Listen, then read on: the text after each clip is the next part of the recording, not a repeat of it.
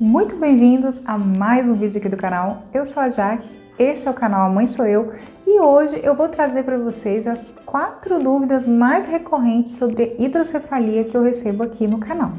Se você quer ficar por dentro de todos os assuntos que nós postamos aqui, eu convido você a se inscrever aqui no canal e também ativar o sininho de notificação, assim você vai ficar sabendo em primeira mão assim que os vídeos forem postados. Você pode fazer isso agora, enquanto eu rodo a vinheta.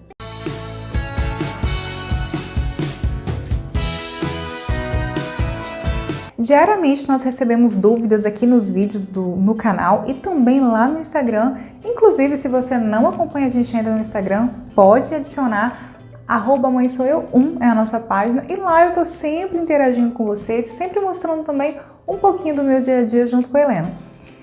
E a maioria dessas dúvidas que eu recebo, elas são bem parecidas, né? Então por isso eu resolvi gravar esse vídeo. Trouxe 4 dúvidas assim que mais aparecem, até para não ficar um vídeo muito extenso, né? Então eu vou estar explicando um pouquinho de cada uma. A primeira que eu selecionei, uma pergunta que eu sempre recebo é o seguinte: depois que coloca a válvula, os danos que a criança teve, os danos neurológicos, né? Eles acabam? E a verdade é que não acabam. E isso também é um pouco relativo e depende da fase que a criança colocou essa válvula e quanto tempo que ela ficou sem essa válvula.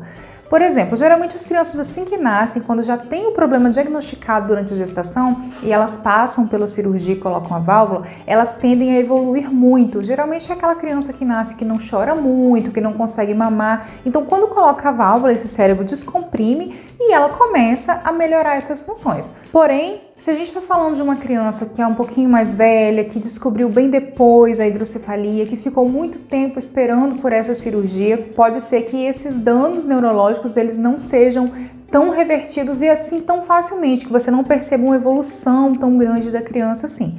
E lembrando que mesmo aqueles bebês que respondem super bem ao tratamento, que começam a melhorar, eles precisam ser acompanhados por equipe multidisciplinares, né, onde precisam fazer várias terapias para conseguir se desenvolver bem perto do normal. A segunda dúvida que mais aparece é a seguinte: eu preciso trocar a válvula à medida que a criança cresce? Então, na maioria das vezes, não. Hoje essa cirurgia ela já é feita, né, de forma a ter uma folga ali no catéter que fica no abdômen. Então a criança tem uma margem para crescer e não precisar de fazer a troca desse sistema. E também acontece em alguns casos em que a criança já nem precisa tanto da válvula, né? Porque a válvula não fica drenando o tempo todo. Ela drena quando tem excesso de líquido, então para não gerar a pressão. E muitas vezes o corpo ao longo do desenvolvimento ele regula essa questão de produção e escoamento. Então a criança pode não precisar mais da válvula, mas em muitas vezes não é seguro tirar a válvula, pode ser que pode gerar algumas intercorrências, fazer a cirurgia para retirar, então ela fica ali mesmo sem uso e não traz nenhum tipo de malefício para a criança, que na verdade já não vai ser tão criança, né? Já pode estar um adolescente, jovem, adulto. A terceira dúvida que eu trouxe é o seguinte: existe medicamento para tratar a hidrocefalia?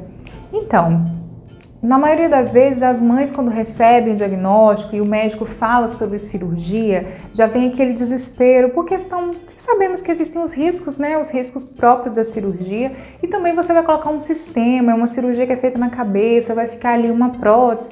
E aí existe um medo nas mães e essa dúvida de que não seria melhor se fosse tratado com medicamento. Até existem alguns medicamentos que são administrados no caso onde existem fístulas, né, para que o corpo produza menos líquido, mas esses medicamentos eles não são viáveis a longo prazo. Então, como a gente está falando de um tratamento que provavelmente terá que ser feito a vida toda, não existe medicamento ainda que possa fazer a função da válvula. Então, não existe tratamento medicamentoso para sanar a hidrocefalia. Hoje, os tratamentos mais seguros e mais praticados, eles são os cirúrgicos, seja o ventriculostomia ou a válvula, né, a DVP, que é um dos sistemas mais usados. E por último, mas não menos importante, toda hidrocefalia precisa de válvula? Essa pergunta geralmente ela vem daquelas mães que ficam ansiosas, né? Porque às vezes a criança foi diagnosticada com a ventriculomegalia ainda na barriga e depois que nasce, o médico não opera, não coloca válvula e simplesmente faz um acompanhamento ambulatorial, né, nos primeiros anos de vida da criança. E nem sempre precisa de válvula, nem sempre a ventrículomegalia que você viu ali no exame de ultrassom, ela vai se transformar numa hidrocefalia. Muitas vezes a criança tem o ventrículo um pouco mais dilatado mesmo, mas simplesmente porque o ventrículo é um pouco maior. Então, quando ela nasce, são feitos exames e descartando a existência de pressão intracraniana, não tem necessidade de válvula.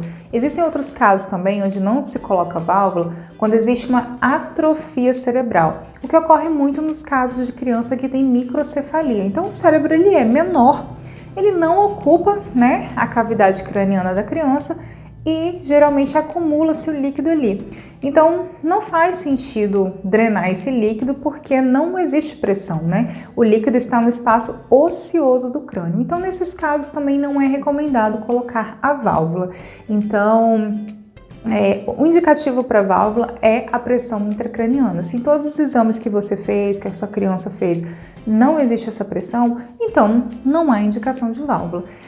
Também existem os casos onde não se indica a válvula quando existe rejeição por parte do organismo da criança, então o médico ele trata de uma forma diferente, que trata com a cirurgia de terceiro ventriculostomia, ou ventriculostomia, como ela também é chamada popularmente.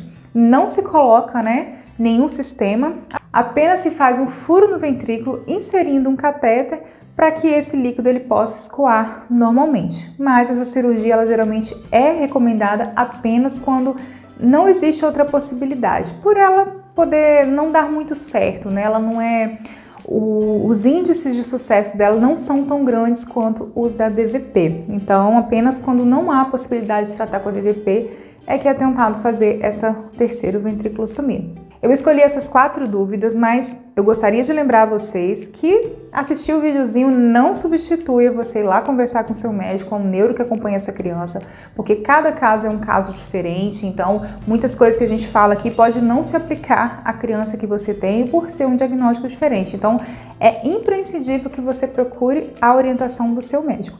Mas se você ficou com alguma dúvida ainda que a gente pode te ajudar, pode deixar aqui nos comentários, ou também pode procurar a gente lá no direct do Instagram, a página @mãesoueu1, e vai ser um prazer interagir com cada um de vocês. Muito obrigada pela sua companhia, um beijo e até o próximo vídeo.